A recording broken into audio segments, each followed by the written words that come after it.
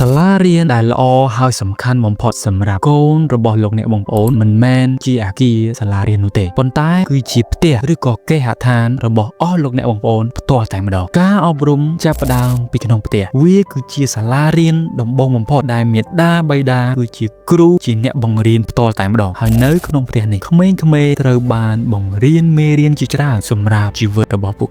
គេនឹងរៀនបានអំពីភាពថ្លៃថ្នូរការចេះគោរពការស្ដាប់បង្គាប់និងការចេះគ្រប់គ្រងខ្លួនឯងអញ្ចឹងឥទ្ធិពលនៃការអប់រំនៅក្នុងផ្ទះឬក៏ក្នុងគ្រួសាររបស់បងប្អូននេះគឺវាមានអំណាចហើយនឹងឥទ្ធិពលខ្លាំងមែនទែនដែលអាចឲ្យពួកគាត់សម្រេចចិត្តក្នុងការដែលធ្វើល្អនិងធ្វើអាក្រក់ទោះបីជាការអប់រំនៅក្នុងផ្ទះមួយនេះមានសភាពស្ងប់ស្ងាត់ដែលវាមានដំណើរការដោយរលូនចិញ្ចឹមក៏ដោយតែបើសិនជាការអប់រំស្ថិតនៅក្នុងផ្លូវត្រឹមត្រូវវានឹងជះឥទ្ធិពលដ៏ធំធេងបំផុតសម្រាប់សេចក្តីពិតនិងសេចក្តីសុចរិតប៉ុន្តែសូមបងប្អូនអរគ្នាចងចាំថាប្រសិនបើកូនរបស់លោកអ្នកមិនត្រូវបានណែនាំឲ្យបានត្រឹមត្រូវនៅក្នុងផ្ទះនោះទេប្រកាសណាស់ពិភពលោកខាងក្រៅដែលដឹកនាំដោយសាតាំងនឹងទាញនាំពួកគាត់នឹងបង្ហាត់បង្រៀនក្មេងៗឲ្យធ្វើអ្វីដែលឪពុកម្ដាយមិនអាចនឹកស្មានដល់ដូច្នេះតើសាលារៀនដែលចាប់ផ្ដើមនៅក្នុងផ្ទះរបស់អស់លោកអ្នកបងប្អូននេះសំខាន់យ៉ាងណាខ្លះ